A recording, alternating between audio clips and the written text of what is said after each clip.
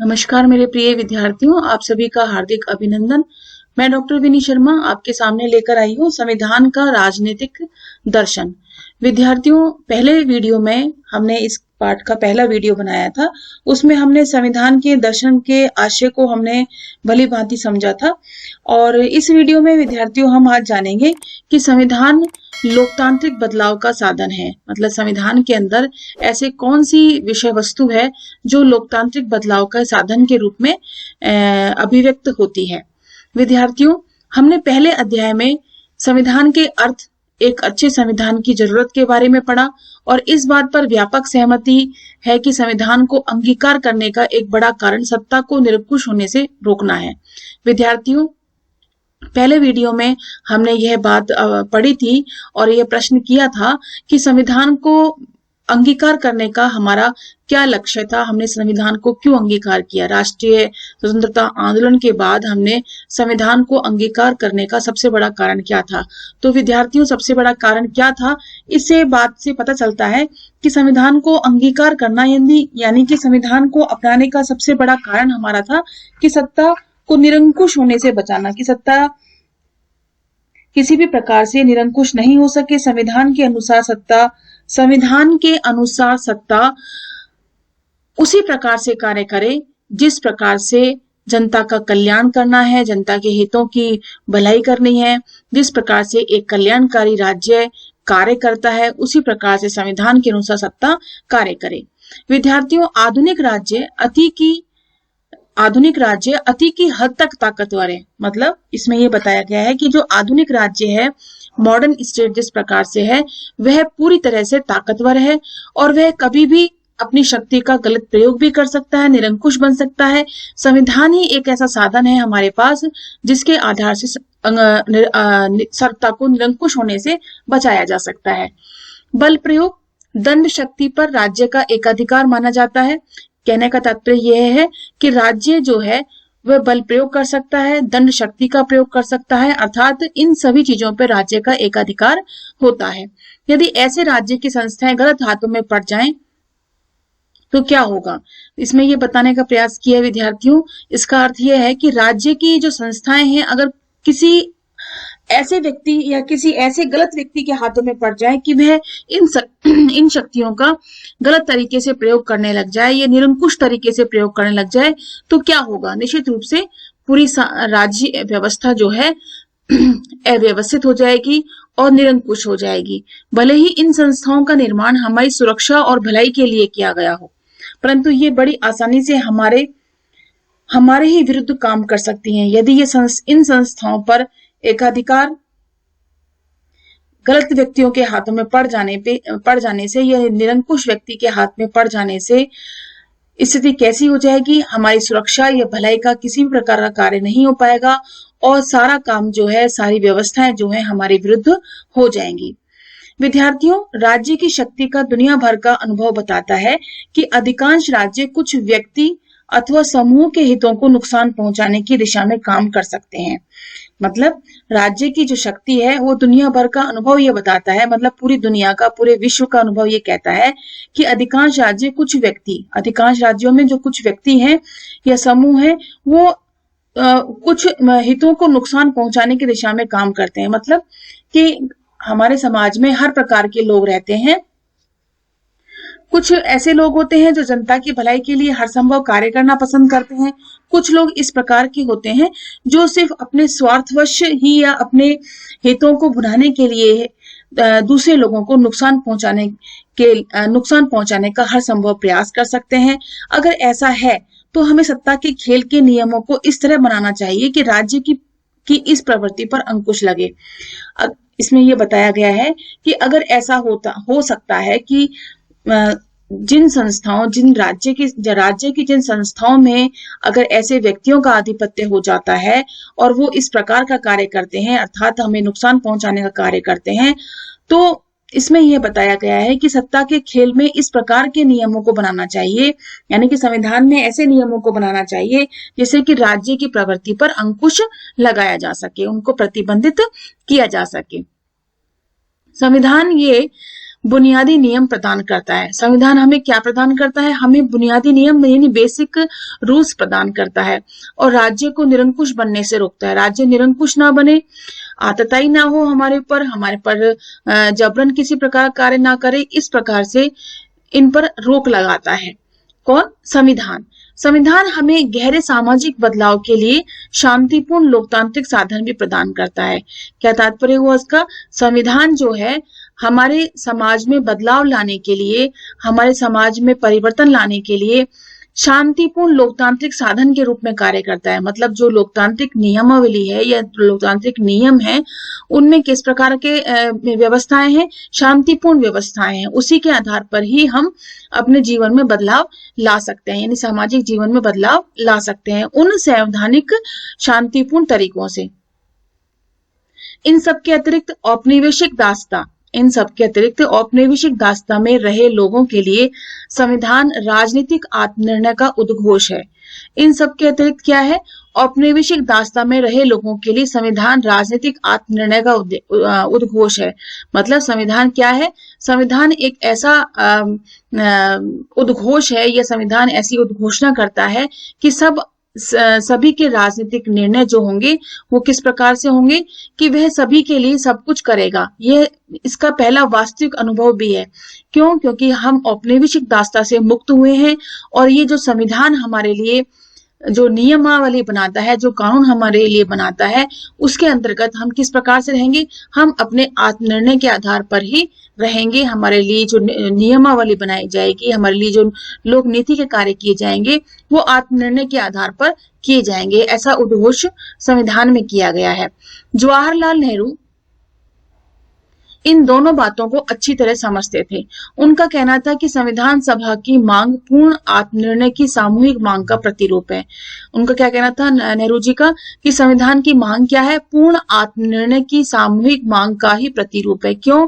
क्योंकि सिर्फ भारतीय जनता के चुने हुए प्रतिनिधियों से बनी संविधान सभा को ही बगैर बाहरी हस्तक्षेप के भारतीय संविधान बनाने का अधिकार है। कहने का तात्पर्य यह विद्यार्थियों, क्योंकि जो भी संविधान के अंतर्गत जो भी निर्णय किए गए हैं, वो किसके द्वारा किए गए हैं? भारतीय जनता के चुने हुए प्रतिनिधियों के माध्यम से किए गए हैं। इसमें किसी भी बाहरी शक्ति का या बाहरी किसी प्रकार के नियंत्रण का इसमें कोई भी हस्तक्षेप नहीं है, यानी कि इसका अभाव है। तो हमने सिर्फ अपने आत्मनिर्णय के आधार पर, सामूहिक मांग के आधार पर इन नियमों को बनाया है। दूसरा, नेहरू की दलील थी कि संविधान सभा सिर्फ जनप्रतिनिधियों तथा योग्य वकीलों का जमावड़ा भर नहीं है। दूसरी बात उन्होंने ये कही कि नेहरू जी कहते हैं कि संविधान सभा जिसके द्वारा संविधान का निर्माण किया गया था, वो जनप्रतिनिधियों या वकीलों की जमावड़ भर नहीं है, उनका जमावड़ा ही नहीं है, बल्कि क्या है? स्वयं में राह पर चल पड़ा एक राष्ट्र है जो अपने अतीत के राजनीतिक और सामाजिक ढांचे के खोल से निकलकर अपने बनाए गए आवरण को पहनने की तैयारी कर रहा है। मतलब इस प्रकार यह जनप्रतिनिधियों और वकीलों का जमावड़ा यानी भीड़ नहीं है।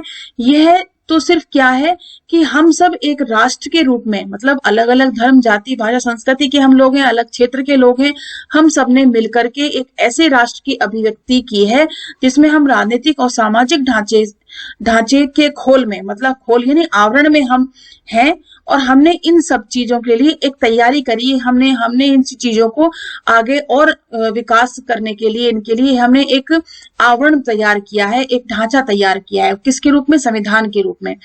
भारतीय संविधान का निर्माण परंपरागत सामाजिक ऊंच नीच के बंधनों को तोड़ने और स्वतंत्रता, समता, न्याय के नए युग में प्रवेश के लिए हुआ है। मतलब भारतीय संविधान का जो निर्माण हुआ है वो किस आधार पर हुआ है? परंपरागत सामाजिक ऊंच नीच के बंधनों को तोड़ करके। मतलब जो परंपराएं हैं, ऐसी परंपराएं जो हमारे व्यक्तित्व के विकास के लिए बंधन बन जाती हैं, उनको तोड़ करके स्वतंत्रता, समता, न्याय के नए युग में प्रवेश करने के लिए हमने इस प्रकार की भारतीय संविधान का निर्माण किया है। देखिए इस कार्टून में क्या बताया गया है। क्या हम यह कह सकते हैं कि संविधान सभा के सदस्य सामाजिक बदलाव के लिए आतुर थे? लेकिन हम तो यह भी कहते हैं कि संविधान सभा में हर तरह के विचार रखे गए। मतलब इसमें जो कार्टून में जो व्यंग किया गया है उसमें यह बताया गया है कि क्या संविधान सभा में ये जो लोग चुनकर के आए थे, अलग अलग धर्म, जाति, भाषा, संस्कृति के लोग थे, अलग अलग वकीलों का यह जमावड़ा था, तो क्या ये वास्तव में चाहते थे कि सामाजिक बदलाव हो? तो इन्हीं सभी चीजों के बारे में एक व्यंग भी किया गया है इसके अंतर्गत। इसके बाद पढ़ते हैं, इस नजरिए में संवैधानिक लोकतंत्र के सिद्धांत को पूरी तरह से बदल कर रख देने की क्षमता है। कहने का मतलब क्या हुआ कि संवैधानिक लोकतंत्र का सिद्धांत क्या है कि पूरी तरह से हमने किसको बदल दिया है, हमारी लोकतांत्रिक व्यवस्था को, जिसके अंतर्गत हम सभी के लिए, चाहे वह उसमें किसी भी धर्म, जाति, भाषा, संस्कृति के लोग हों, सभी के लिए विकासात्मक कार्य किए जाएंगे। मतलब सामाजिक आर्थिक व्यवस्थाएं जो हैं सबकी परिवर्तित होने वाली हैं। इस नजरिए के अनुसार संविधान की मौजूदगी सत्तासीन लोगों की शक्ति पर अंकुश ही नहीं लगाती। मतलब क्या हुआ, संविधान की मौजूदगी मतलब संविधान का जो अस्तित्व है, संविधान जो बनाया गया है, संविधान में जो नियम और कानून है वो किसकी शक्ति पर अंकुश लगाते हैं, लोगों की शक्ति पर अंकुश ही नहीं लगाती है। लोगों की शक्तियों पर तो अंकुश लगाती है, साथ में जो लोग परंपरागत तौर पर सत्ता से दूर रहे हैं उनका सशक्तिकरण भी करती है ना। और संविधान कमजोर लोगों को उनका वाजिब हक सामुदायिक रूप से में हासिल करने की ताकत भी देता है। मतलब संविधान हमें क्या प्रदान करता है, संविधान को हमने अंगीकार क्यों किया, संविधान को अंगीकार करने का यानी कि संविधान को अपनाने का हमारा कारण क्या था कि जो लोग हमारी राज्य व्यवस्था में निरंकुश, सबसे पहली बात तो राज्य व्यवस्था को निरंकुश ना बनाने पाए, और दूसरी बात जो लोग हैं उनकी शक्तियों पर अंकुश लगे यानी मर्यादा लगे, ठीक है। और साथ में जो लोग परंपरागत तौर से सत्ता से दूर रह रहे हैं उनका सशक्तिकरण हो। वो ऐसे लोग जो अल्पसंख्यक वर्ग है, निम्न जाति के लोग हैं, गरीब हैं, निर्धन हैं, जिन्हें अपने अधिकारों के बारे में भी जानकारी नहीं है, वो जागरूक नहीं है, उनको भी सशक्त करने का प्रयास किया गया है इसमें। और साथ ही साथ कमजोर लोगों को उनका वाजिब हक जो है, जो उन्हें वास्तव में मिलना चाहिए, सामुदायिक रूप में हासिल करने की ताकत भी देता है संविधान। संविधान ये कहता है कि उन कमजोर लोगों के लिए भी वह सब कुछ उपलब्ध कराना संविधान का दायित्व है जो उन्हें उपलब्ध होना चाहिए, जिसमें मूलभूत आवश्यकताएं उनकी आ जाती हैं, जिसमें रोटी, कपड़ा, मकान, स्वास्थ्य सेवाएं, मनोरंजन के साधन, अवकाश, ये सभी चीजें, और रोजगार, ये और शिक्षा, ये सभी चीजें जो है हमारी मूलभूत आवश्यकताओं में स्थापित हो चुकी है। ये मूलभूत आवश्यकता मानव होने के नाते व्यक्ति को प्राप्त होनी चाहिए, चाहे वे कमजोर वर्ग का व्यक्ति हो, चाहे अशक्त व्यक्ति हो, चाहे वह निर्धन हो, चाहे गरीब हो, किसी प्रकार का व्यक्ति हो, वह भारत का नागरिक है तो वह सब चीजें उस व्यक्ति को प्राप्त होनी चाहिए। तो संविधान हमें क्या देता है, संविधान हमें यह सब कुछ देता है, हमारे विकास के लिए वे सभी मार्ग खोलता है और ऐसे व्यक्तियों पर अंकुश लगाता है, ऐसे व्यक्तियों पर मर्यादाएं लगाता है, नियंत्रित करता है जो सत्ता को आतताई करें, निरंकुश बने या किसी प्रकार से नियंत्रण लगाते हैं, ऐसी शक्तियों पर वह प्रतिबंध भी लगाता है। तो यही सब कारण है कि हमने संविधान को अंगीकार किया। अब बात आती है विद्यार्थियों, संविधान सभा की ओर मुड़कर क्यों देखें। जैसे कि हमने बात करी कि संविधान का निर्माण किससे हुआ, संविधान का निर्माण संविधान सभा के द्वारा हुआ। संविधान सभा में जो हर प्रकार के प्रतिनिधि वहां पे थे, हर समुदाय के वहां प्रतिनिधि थे, हर प्रकार के वकील उसके अंतर्गत थे, और एक तरह से वहां पे सभी प्रकार के वहां लोग, सभी तरह के लोग, सभी संप्रदाय से जुड़े हुए लोग वहां पे थे। तो उन्होंने हर प्रकार से संवाद करके, वाद विवाद करके, बहस करके संविधान का निर्माण किया। तो इसमें प्रश्न किया गया है कि हम मुड़कर देखें क्यों संविधान सभा की ओर। तो इसका सबसे बड़ा कारण क्या है, अब हम देखते हैं कि पीछे क्यों मुड़े, अपने को अतीत से क्यों बांध कर रखें। हम क्यों बांध के रखें कि हमें अतीत, जो उस समय जो परिस्थितियां थी, जिन परिस्थितियों के आधार पर, जिन स्थितियों के आधार पर संविधान का निर्माण हुआ, उनसे हम अपने आप को क्यों जोड़ के रखें। कानून और राजनीतिक विचारों के इतिहासकार के लिए यह बात ठीक हो सकती है कि वह पीछे मुड़कर देखें कि कानूनी और राजनीतिक विचारों का आधार कहाँ छुपा हुआ है। इसमें यह बताया गया है कि हम क्यों देखें संविधान सभा को अतीत में मुड़कर के, कि संविधान सभा में क्या था, क्या नहीं था, किस प्रकार से सब चीजें व्यवस्था हुई। लेकिन इसमें यह भी बताया गया है कि जो कानून वेत्ता हैं, जो राजनीतिज्ञ हैं या इतिहासकार हैं, वो ठीक है पीछे मुड़कर देखते हैं। क्यों? क्योंकि राजनीतिक विचारों का आधार को वो खोजते हैं कि राजनीतिक आधार कहाँ छुपा हुआ है, या कोई भी विवाद है, कोई भी घटना है, उसका आधार क्या है। इसलिए उन्हें संविधान सभा में या संविधान के अंतर्गत उन्हें पीछे मुड़कर या भविष्य में झांक करके उनको अवश्य देखना होगा। आगे देखिए विद्यार्थियों, किंतु राजनीति के विद्यार्थी के लिए संविधान निर्माताओं के सरोकार और मंशा को जानना क्यों जरूरी है। हम राजनीति विज्ञान के विद्यार्थी हैं, तो हमें क्या आवश्यकता है कि हम संविधान निर्माताओं के सरोकारों को जानें, उनकी मंशा को जानें, उनकी इच्छा को जानें, उनके मंतव्य को जानें। हमें क्यों जानना है, हमें क्या कारण है इनको जानने के लिए? क्यों नहीं बदली हुई स्थितियों पर गौर किया जाए? ऐसा क्यों नहीं हो सकता कि हम बदलती हुई परिस्थितियों पर गौर करें और उनको ही अपनाएं? इस बात की नई परिभाषा बनाई जाए कि संविधान किन किन बातों में सही है, गलत है, यह फैसला दे सकता है। हमें उन बातों पर ध्यान देना चाहिए। क्या हम ऐसा कर सकते हैं कि हम इन स्थितियों पर गौर करें कि किन परिस्थितियों पर किन किन कौन कौन से बदलाव आ रहे हैं, कौन कौन सी वक्तव्य सही हैं, कौन से गलत हैं, इन पर ध्यान दिया जाए। तो हम पीछे मुड़कर देखें क्यों। अब देखिए, अमेरिका का हम उदाहरण लेते हैं। वह संविधान 18वीं सदी के उत्तरार्ध में लिखा जा चुका था। उस युग के मूल्य और मानक का इस्तेमाल 21वीं सदी में करना बेतुका कहा जाएगा। मतलब संविधान कब बना? संविधान बना 18वीं सदी में, और अब क्या चल रहा है? 21वीं सदी चल रही है। तो उस समय जो बनाए गए मूल्य और मानक हैं, उनको आज हम इस्तेमाल क्यों करें? ये बेतुका सा लगता है हमें। बहरहाल हिंदुस्तान की स्थिति अलग है। यह संविधान निर्माताओं के समय जो स्थिति थी और हम लोग आज जिन स्थितियों में रहते हैं, उनमें कोई क्रांतिकारी बदलाव नहीं आया है। कहने का तात्पर्य ये, संविधान निर्माताओं ने संविधान सभा के अंतर्गत जो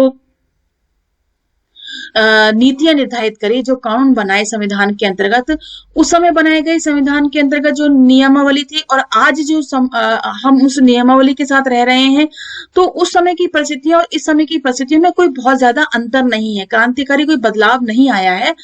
मूल्यों, आदर्शों और अवधारणाओं के लिहाज से हम लोग संविधान सभा की सोच और समय से अलग नहीं हो पाए हैं। मतलब जब संविधान बनाया गया, उस समय के संविधान निर्माताओं की सोच और आज अगर संविधान बनाया जाता है, या आज जो लोग हैं, आज जो राजनीतिक वेत्ता हैं, उनकी सोच, उनमें किसी प्रकार का कोई अंतर देखने को हमें नहीं मिलता है। हमारे संविधान का इतिहास अब भी हमारे वर्तमान का इतिहास है। मतलब हमारा जो संविधान का इतिहास है, वो आज भी वही वैसा क्या ही वैसा है, वैसी ही परिस्थितियां हैं, वैसे ही लोग हैं, वैसी ही सोच है। तो इसलिए हम उससे ज्यादा बिल्कुल हटे नहीं है। इसलिए हमें संविधान सभा में यदि हम झांक करके देखते हैं या संविधान की बातों को हम पढ़ते हैं, तो हमारे लिए वो कोई गलत नहीं होगा। लेकिन जहां अमेरिका की बात बताई गई है, 18वीं सदी के उत्तरार्ध में बनाया गया संविधान, और जो अभी तक चल रहा है 21वीं सदी में, जो में वही मूल्य और वही मानक जो है वो अभी तक चल रहे हैं, वो बेतुका सा कहा जाता है, क्योंकि वहां तो बहुत परिवर्तन देखने को मिलता है। लेकिन भारत जैसी स्थिति को हम देखें, हम अपनी स्थिति को देखें, हिंदुस्तान की स्थिति को देखें, तो ये अलग नहीं है, वैसा का वैसा ही है। जैसे पहले हम रहते थे, वैसे ही आज भी हम हैं। हो सकता है कि हमारे कानूनी और राजनीतिक व्यवहार बर्ताव के पीछे जो असली बात है, हमने उसे भुला दिया है।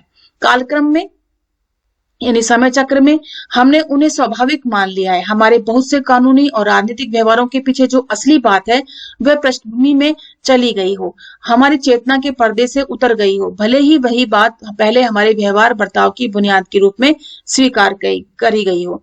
मतलब इसमें यह बताने का प्रयास किया है कि हो सकता है कि जो हमारे जो कानूनी राजनीतिक व्यवहार जो थे, वो पहले काफी बातें जो होती थी, वो इस प्रकार से अपने पक्ष को रख पाती थी, जिनको हम आज बिल्कुल भुला चुके हैं। हमने उन चीजों को अब छोड़ दिया है, जैसे कि सामाजिक बदलाव है, गरीबी को हटाना है, कृषि को अधिक विकसित करना है। ऐसे बहुत से हमारे मापदंड थे, उनको हमने आज फिर भुला दिया है। लेकिन उन्हें स्वाभाविक मान लिया, उन चीजों को हमने स्वाभाविक मान लिया कि ठीक है, हम जिस वातावरण में, जिस व्यवस्था में रह रहे हैं, हमें ऐसे ही रहना है। हमारे बहुत से कानूनी और राजनीतिक व्यवहारों को पीछे जो असली बात है, वह पृष्ठभूमि चली गई हो, हमारी चेतना के पर्दे से उतर गई हो, भले ही वही बात पहले हमारे व्यवहार बर्ताव की बुनियादी के रूप में स्वीकार की गई हो। मतलब जो बातें ऐसी हैं जिनको हम अधिक महत्ता दिया करते थे उस समय जब संविधान निर्माण हुआ, लेकिन आज हम उन बातों को भले ही महत्ता नहीं दें, जब तक सब कुछ ठीक ठाक चलता रहे, तब तक भूले रहना हानिकारक नहीं होता। मतलब जब व्यवस्थाएं बिल्कुल सही प्रकार से चल रही होती हैं, तब तक ठीक है। लेकिन जहां व्यवस्थाएं बिगड़ती हैं, आगे देखिए, तब इन पर अपनी पकड़ बनाए रखना जरूरी हो जाता है। लेकिन जब संवैधानिक व्यवहार बर्ताव को चुनौती मिले और खतरा मंडराने लगे, तब क्या होगा, हमने अपनी पकड़ को बनाना जरूरी हो जाता है। ऐसे में इन व्यवहार बर्तावों के मूल्य और अर्थ को समझने के लिए संविधान सभा की बहसों को मुड़कर देखने के सिवा हमारे पास कोई चारा नहीं रह जाता। संभव यह है कि इस क्रम में हमें और पीछे यानी औपनिवेशिक भारत में जाकर पड़ताल करनी पड़े। इसलिए अपने संविधान के मूल में निहित राजनीतिक दर्शन को बार बार याद करना और उसे टटोलना हमारे लिए जरूरी बन जाता है। तो प्रश्न का उत्तर मिल गया हमें। प्रश्न क्या था कि संविधान सभा में मुड़कर हम क्यों देखें।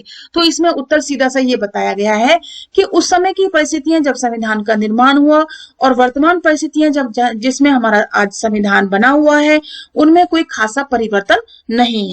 दूसरी बात हमने इसमें ये देखी कि उस समय जो परिस्थितियां थी, उस समय हमारी सोच क्षमताएं जो थी उस समय की परिस्थितियों के अनुसार थी। वही चीजें आज यदि हमारे साथ एज इट इज चली आ रही है, सुव्यवस्थित तरीके से चली आ रही है, तो हमें किसी प्रकार से मुड़कर देखने की आवश्यकता नहीं है। लेकिन यदि किसी प्रकार से समाज में विरोध होता है, प्रदर्शन होता है या किसी प्रकार के विवाद होते हैं, तो हमें उन बहसों पर मुड़कर देखना पड़ेगा। संविधान सभा की बहसों को मुड़कर देखना होगा। साथ ही साथ हमें यह भी देखना हो सकता है कि औपनिवेशिक इतिहास में किस प्रकार से हमने अपना व्यवहार रखा, किस प्रकार से हमारी राज्य व्यवस्था थी, शासन व्यवस्था थी, शायद हमको उनको भी देखना होगा, उनको भी खंगालना होगा। इसीलिए जब समस्याएं आती हैं, संघर्ष होते हैं, व्यवधान आते हैं, तो हम पीछे मुड़कर देखते हैं कि इन सभी चीजों का समाधान हमने क्या निकाला था, क्या हो सकता है। इसलिए हमें संविधान सभा की ओर मुड़कर देखना होता है। तो इस प्रकार से विद्यार्थियों, हमने 2 प्रश्नों को हल किया कि संविधान लोकतांत्रिक बदलाव का साधन है। क्यों हमने संविधान को राष्ट्रीय आंदोलन के बाद इतने अच्छे तरीके से उसे अंगीकार किया, उसका क्या कारण था, इसको हमने समझा भली भांति। और दूसरी बात, हमने यह भी समझने का प्रयास किया कि हम इतिहास में झांककर क्यों देखें, संविधान सभा के इतिहास में झांककर क्यों देखें, क्योंकि समय काल चक्र परिवर्तित हो चुका है, समय परिवर्तनशील है। लेकिन हमारे साथ इतनी परिवर्तनशीलता नहीं आई है, क्योंकि हमने जब संविधान का निर्माण किया, हमारे संविधान निर्माताओं ने जब संविधान का निर्माण किया, उस समय की परिस्थितियां और वर्तमान की परिस्थितियों में बहुत ज्यादा अंतर नहीं है। किसी प्रकार का संघर्ष या विवाद होता है तो निश्चित रूप से हमें संविधान सभा में मुड़ करके देखना होता है, औपनिवेशिक इतिहास को खंगालना होता है, तभी जाकर के हमें सभी प्रश्नों को उत्तर हमें मिलते हैं और उसमें हमें अपनी पकड़ को बनाए रखना होगा। इसके साथ ही विद्यार्थियों, यह वीडियो यहीं समाप्त होता है। मैं उम्मीद करती हूँ आपसे कि यह आपको भली भांति समझ में भी आया होगा और नेक्स्ट वीडियो में हम आपके साथ फिर मिलेंगे और हम बात करेंगे हमारे संविधान का राजनीतिक दर्शन क्या है। इस संवैधानिक राजनीतिक दर्शन में हमने किन किन बिंदुओं को लेकर के हम आगे बढ़े। इसके साथ ये वीडियो यही समाप्त होता है। धन्यवाद एंड नमस्कार।